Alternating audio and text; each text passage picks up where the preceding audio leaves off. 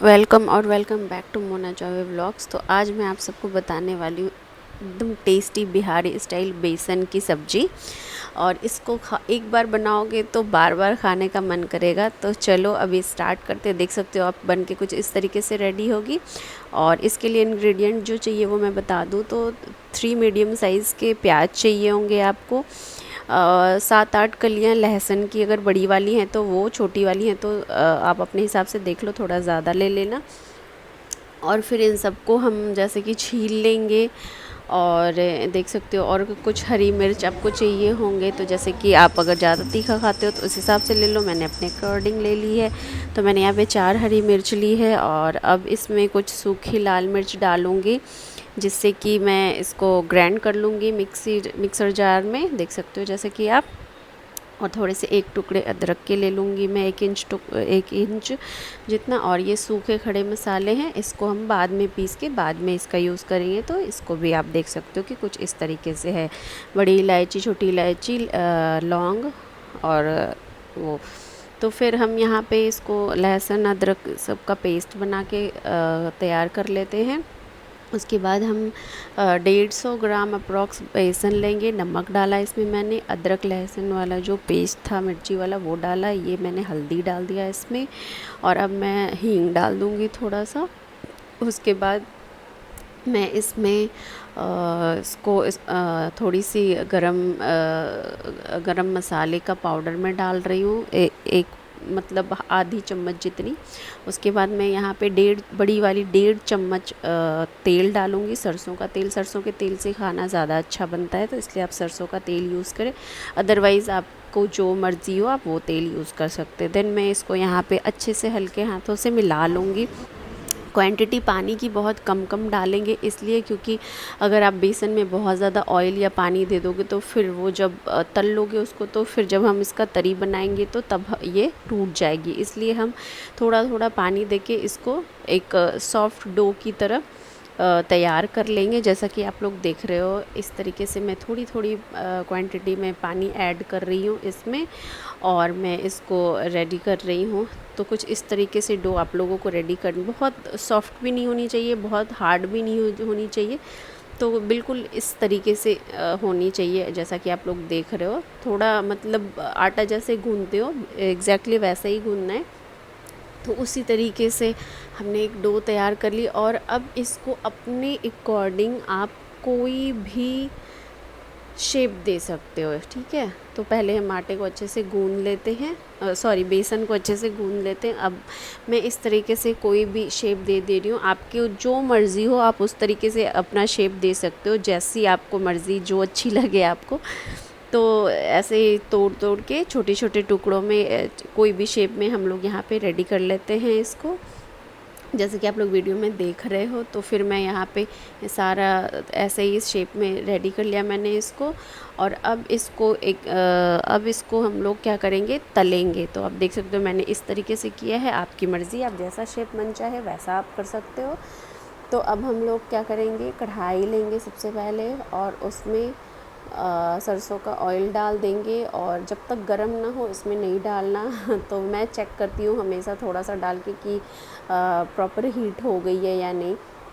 तो मैंने यहाँ पे चेक कर लिया। उसके बाद मैं अब इसको बेसन का जो मैंने बनाया हुआ है वो तल लूँगी। तो जैसा कि आप लोग देख रहे हो, मैंने धीरे धीरे करके सारा एक बार में डाल दिया, क्योंकि मुझे 3 जना के लिए बनाना, तो बहुत ज़्यादा क्वांटिटी नहीं बनी। 150 ग्राम इनफ है, 3-4 मतलब आप इसमें 2 बारी 6 जना एक बारी में खा सकता है सब्जी, ये इतनी सब्जी हो जाती है।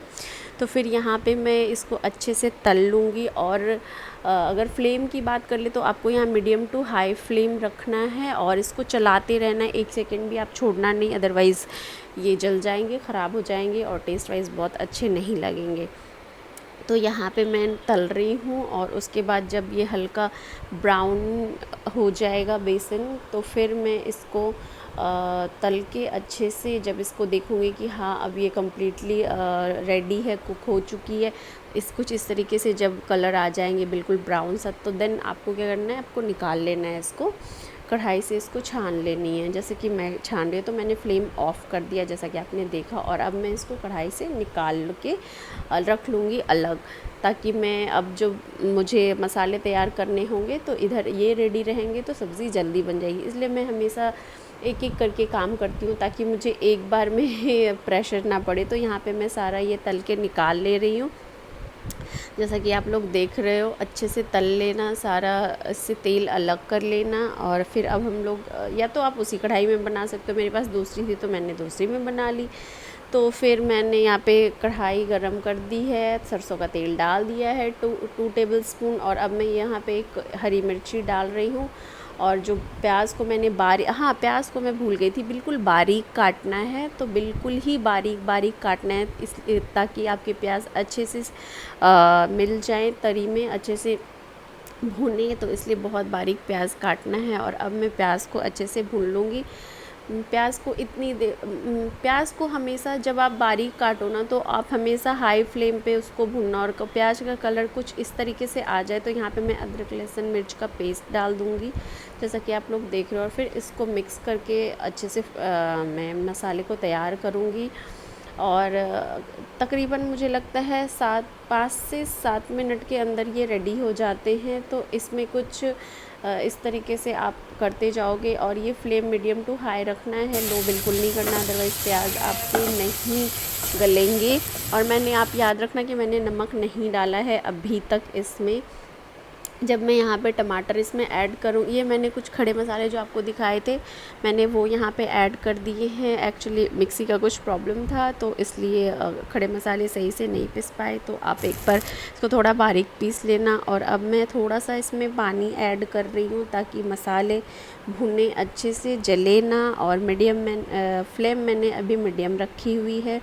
और फिर मसाले जब इस तरीके से हो जाए तो आपको इसमें क्या करना है कि टमाटर ऐड कर देना है। और यहीं पे मैं रिकॉर्ड करना भूल गई थी, आपको थोड़े से गरम मसाले भी पाउडर वाले ऐड करने हैं। और ताकि इससे कलर और फ्रेग्रेंस जो है सब्ज़ी की खुशबू वो बहुत अच्छी आती है। तो इसलिए जब आप टमाटर ऐड करो उसी टाइम थोड़ा सा गरम मसाला ऐड ज़रूर करना।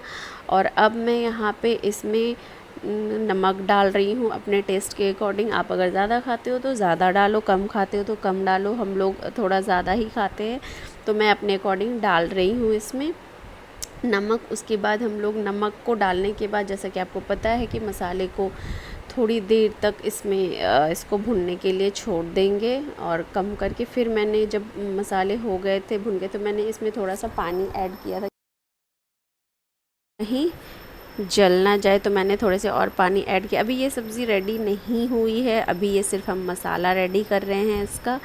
तो अभी मैं इसको ऐसे करके तकरीबन 10-12 मिनट छोड़ दूँगी तो कुछ इस तरीके से हो जाएगा। ये देख सकते हो आप लोग, मसाला भुन गया है, भुन रहा है।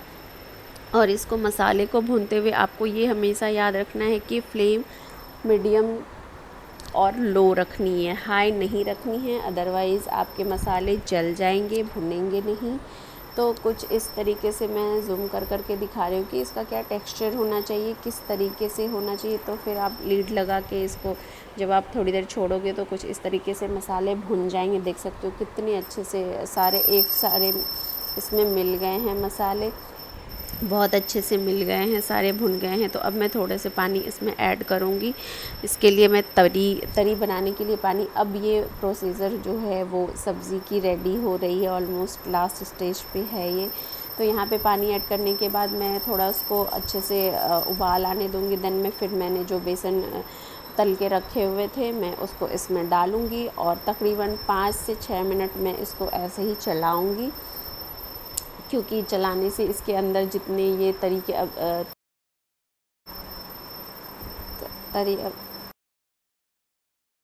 तो यहाँ पे देख सकते हो ये उबाल आने तक हम लोग चलाएंगे इसको। और अब जो है तेज़ फ्लेम मीडियम रखना है हमें, लीड को लगा देंगे इस तरीके से। और फिर हम लोग देखेंगे 5-6 मिनट बाद कि क्या उबाल आ गए। तो देख सकते हो आप, जैसा कि मैं चाहती थी जिस तरीके से, बिल्कुल वैसे ही उबाल आ चुके हैं। पूरा ग्रेवी रेडी हो चुका है ऑलमोस्ट। और आप देख सकते हो कितने अच्छे से उबाल आ गए हैं। ऐसा ही टेक्सचर चाहिए था मुझे इस सब्ज़ी की।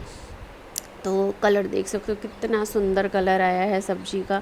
तो जितना आप, मैं बता दूं कि प्याज मतलब मसाले आप जितने अच्छे से भुनोगे सब्ज़ी का कलर उतना ही अच्छा आएगा। देन यहाँ पे मैं धनिया पत्ते से इसको गार्निश कर रही हूँ। और इसके बाद मैं गार्निशिंग करने के बाद मैं हमेशा लीड लगा के थोड़ी देर इसको छोड़ती हूँ, ताकि धनिया के पत्ते की जो खुशबू है पूरे सब्ज़ी में अच्छे से अब्ज़ॉर्व कर ले।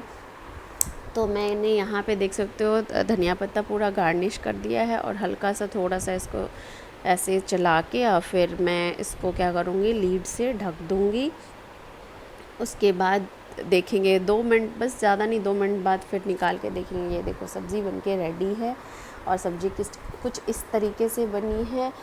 कैमरे में जो एक्चुअल कलर है कभी कभी वो नहीं आती, आगे आप देखोगे कलर कितना सुंदर बना है, और सब्ज़ी बहुत ही ज़्यादा सब्जी अब बन के रेडी है। आप लोग भी ज़रूर बनाइए, एक बार ज़रूर ट्राई कीजिए। और वीडियो पूरा देखने के लिए थैंक यू सो मच। आगे भी आप सबको ऐसे वीडियो मिलते रहेंगे।